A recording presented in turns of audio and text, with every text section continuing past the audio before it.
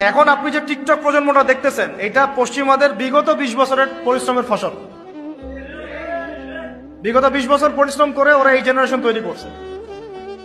আমরাও যদি একটা লক্ষ্য স্থির করি যে আমরা এইভাবে আগাতে চাই, আমরা ব্যক্তি জীবন আগে পরিবর্তন করব, আমার পরিবারটাকে পরিবর্তন করব, আমি আমার সমাজের দায়িত্ব নিব, আমি সৎ কাজে আদেশ করব, অসৎ কাজে নিষেধ করব, আমি হালাল খাবো, অন্যকে হালালের দিকে ডাকবো, আমি দাওয়াতের মেহনত করব, ইলম অর্জন করবো, ওলামা কেরামের সোহবতে থাকবো, তাদের সাথে পরামর্শ করে আমি চলবো। ইনশাল্লাহ দেখবেন আপনার দ্বারা লাখ লাখ ছেলে পেলে ইনশাল্লাহ পরিবর্তন হয়ে গেছে, মেয়েরা পরিবর্তন হয়ে গেছে। প্রত্যেকটা এলাকায় যদি এরকম করে মসজিদ ভিত্তিক দাওয়াত হয়, তালিম হয়, মক্তব থাকে, ঠিক আছে, এরকম ইসলামী হালাকা হয়, এভাবে দিনের প্রতিষ্ঠা হয়, প্রচার হয়। ইসলামে কোনো জাত প্রথা নাই, শ্বেতাঙ্গ কৃষ্ণাঙ্গের পার্থক্য নাই, প্রেসিডেন্ট কুলিওয়ালা ঠেলাওয়ালার কোনো পার্থক্য আল্লাহর সামনে নাই। চিল্লায় বলো ঠিক কিনা?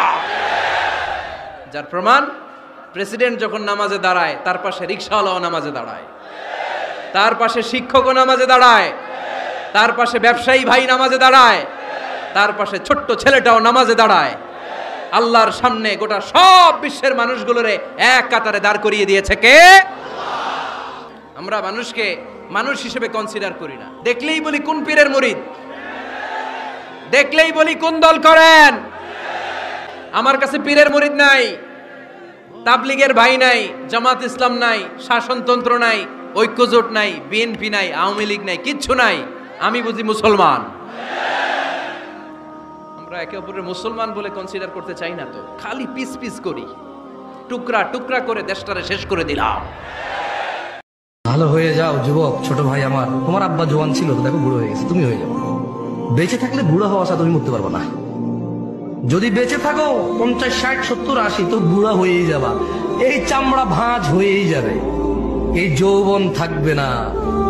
থাকবে না চিরকালই দাপট আর নেতৃত্ব আর ব্যবসা বাণিজ্য সম্পদ, গ্রহণযোগ্যতা চিরকাল থাকবে না। ভালো হয়ে যাও ভাই আমার।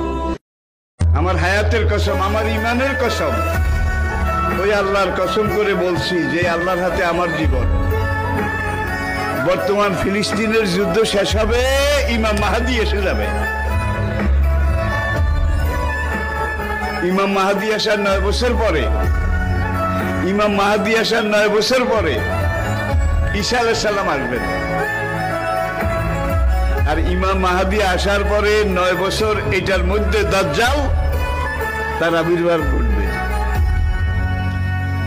এমন সময় আমি আপনাদের সাথে কথা বলছি, হাদিসের ভাষ্য অনুযায়ী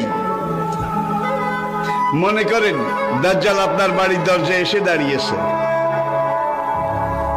এমন সময় আমি আপনাদের সামনে কথাগুলো বলছি, যেই সময় মনে করেন ইমাম মাহাদি আপনার ঘরের সামনে এসে দুয়ারে কড়া নাড়তেছে।